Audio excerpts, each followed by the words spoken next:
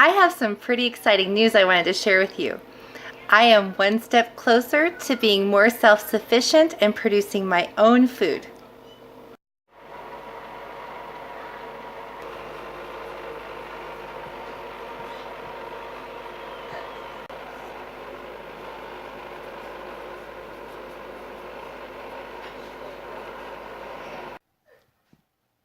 There's nothing like farm fresh cotton candy.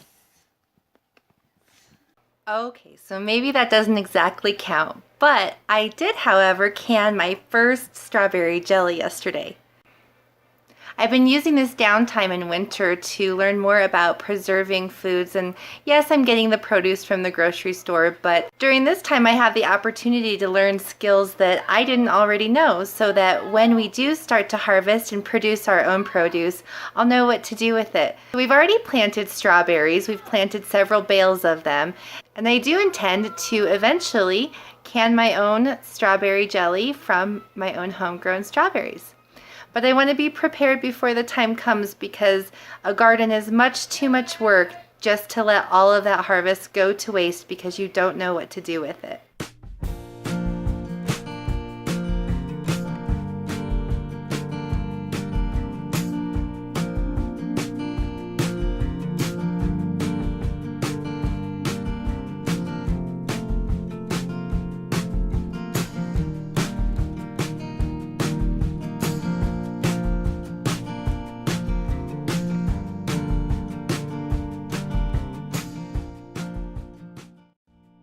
Welcome back, friends. How you doing? We're gonna nail that opening one of these days. We've been challenged by Carlton at Farmacy Seeds Network. Challenge accepted. Carlton had a really interesting question for us. He wanted to know why it is that we farm, homestead, or garden. So we're gonna tell you. We feel in order to answer this question properly, we need to give you a little bit of background on us. Mark and I have always been farmers in a way. When we first got married, we farmed, but we farmed underwater. We had our own business. It was called Around the Reef, and we had a fiery passion for aquariums.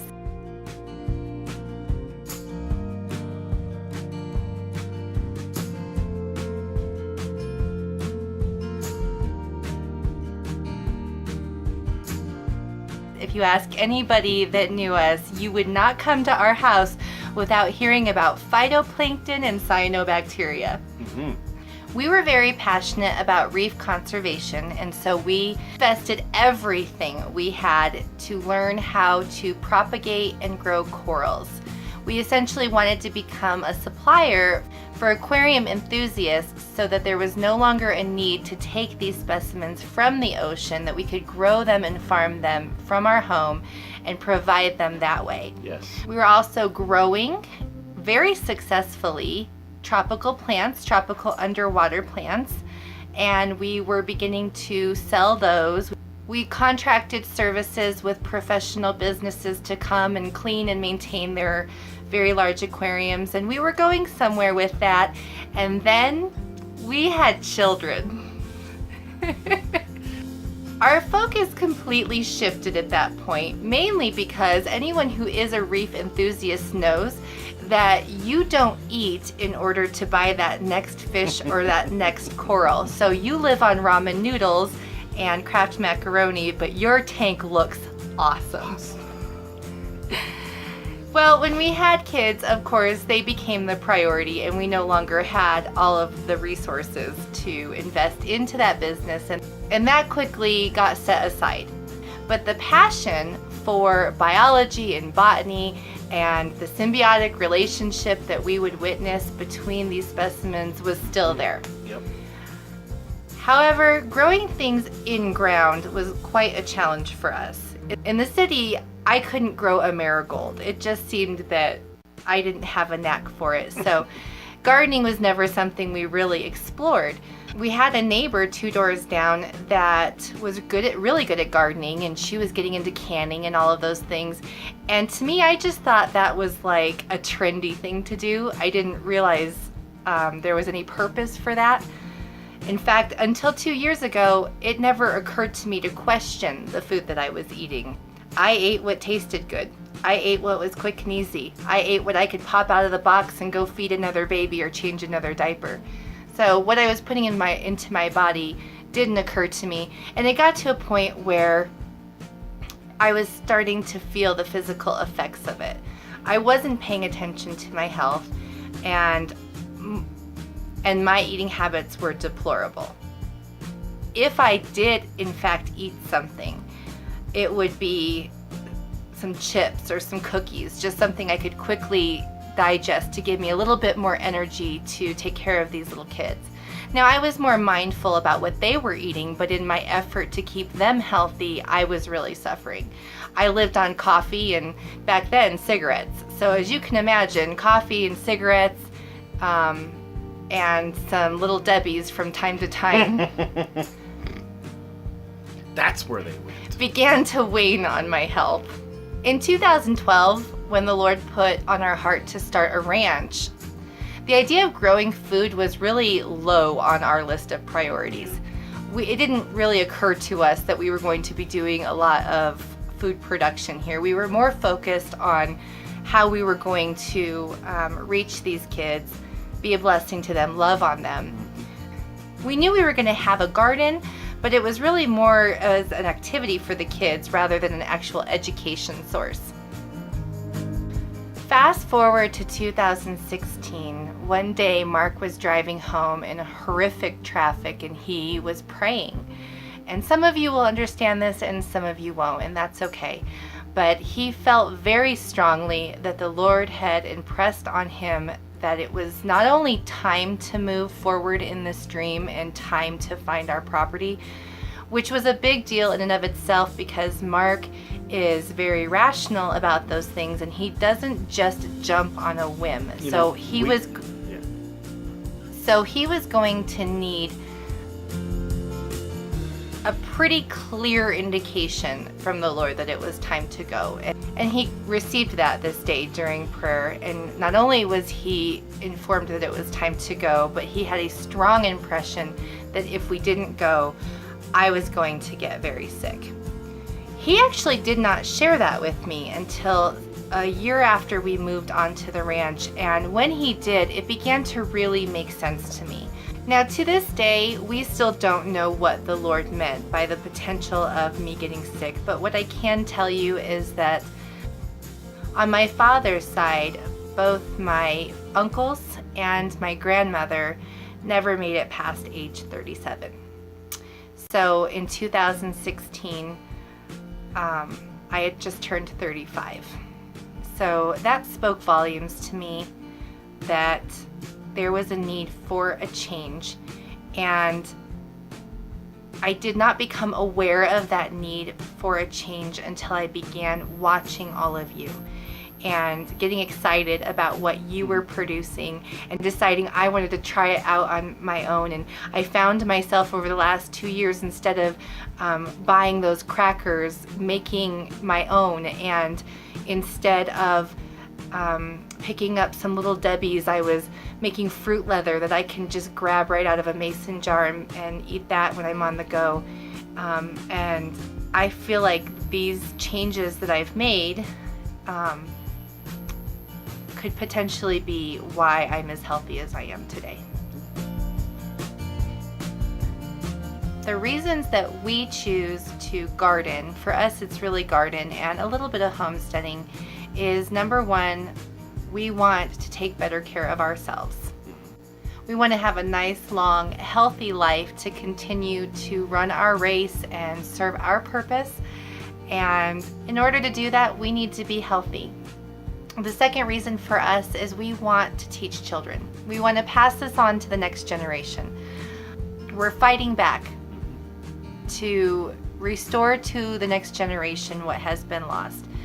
And that starts with our kids. We can't change everybody, but we can educate our children and they can do the same. So if everyone does their part, we can correct this. We can make this right for future generations.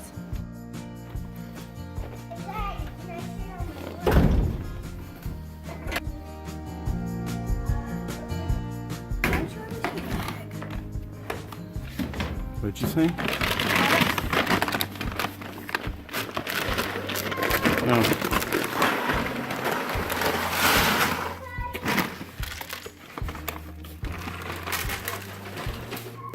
Losing some. Instead of pick.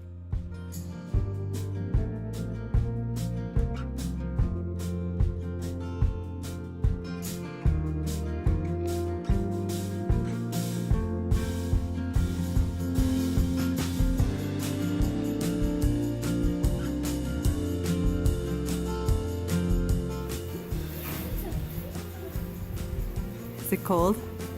Yeah, it's warm. He's keeping you warm. He's a good boy.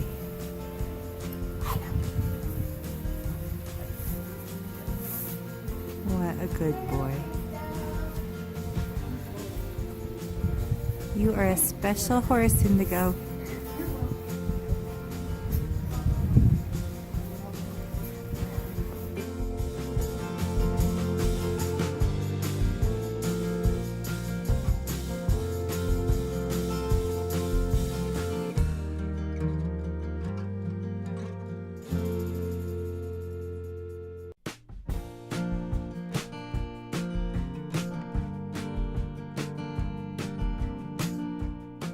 Why do we farm? Why do we homestead? For our kids, for our grandkids, for our great-grandkids. So our goal now that we realize that farming, homesteading, gardening, producing is necessary in our lives, it is our ultimate goal to pass that knowledge on to our children, to teach them how important it really is to not only put the correct things in their body, but to grow those things so that they have the most nutritional value. So Carlton, channels like yours are such an inspiration for us, and we just want to personally thank you for taking the time not only to learn these things, but to share them with us. I really like to plant my own foods and farm because I get to watch something come from nothing. Just a little seed and grow, and it's a plant and it produces food, and that's a miracle to watch that happen. And then you get to eat that, and you know that there's nothing's been put on that plant that you didn't put there. You know, I also noticed planting our own food and growing it, I get to eat things that I don't normally just buy at the store. You don't see me picking up 7 zucchinis, but when I got 7 zucchinis growing out back, I find ways to eat zucchini. I'm like, hey, I got a zucchini this big, we need to make some bread and whatever, you know. So I was eating zucchini in my salads and everything. It was awesome, and I have a love for zucchini that I never had before, just because what comes out of that ground back there that we planted tastes so much better than the garbage you can get at the store. I ran out of zucchinis, and I was so used to eating them in my salads and in my rice and everything else for lunch. I actually drove to Walmart and picked up a zucchini and chopped that up and threw that in my salad, and it tasted horrible because I got so used to eating good pure food that we grew that I now can't stand the stuff that's at the store. So there's another reason why we farm, because we've tasted what's good and we want that. Alright, so we're going to call out some channels for this challenge. The first channel we wanted to call out was Pinebrook Homestead. Pinebrook, why are the reasons that you farm, garden, homestead, chase pigs around your property? Favorite pastimes. We have that in common, but your pig is a lot bigger, so I feel for you. If I could come help you, I would. The next channel we want to call out is Northstar Prepsteader. I love that name, Northstar Prepsteader. I just think that's a really cool name. She does such a great job on editing her videos. She's just really creative. Love it. Love Northstar. So we're challenging you, Northstar. The next one, Smith Family Ranch. I just found out that Smith Family Ranch has low-line cows, I believe, is what I saw. So Smith Family Ranch is our number 3. Number 4 for us is Two Wild Onions Homestead. You guys just built an awesome greenhouse, and we're excited for you. We wish we had a greenhouse here. Right now we're planting in mini soda bottles. So we're getting there. Bunch of little greenhouses. So So we're going to ask you guys, why is it that you garden? Why is it that you homestead? Number 5 is Country Homestead Preacher. Would love to know why it is that you guys farm, garden, homestead, and why you feel it's necessary to have a more sustainable life. And we're going to add one more channel into this. I think we were only supposed to call 5, but we're going to be rebels and we're going to call out a 6th channel. This is a new channel to us and we're already really excited to get to know this channel. They are possibly making a move to Colorado in the future. We're hoping. We don't find a lot of Coloradans on YouTube, so we're excited about that.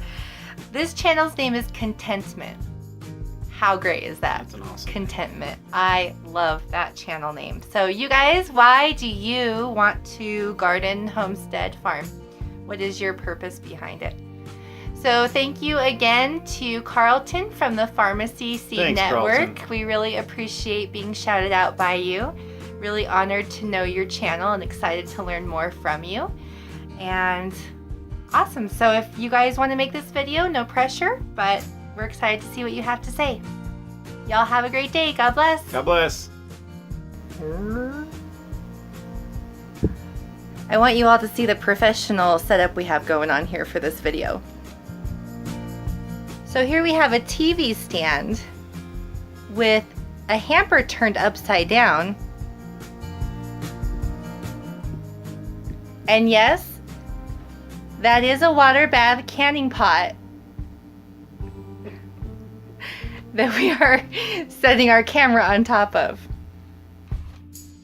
Yay! I thank you. How do my teeth look? The camera adds 10 cavities. Are you gonna sleep in your unicorn hat tonight?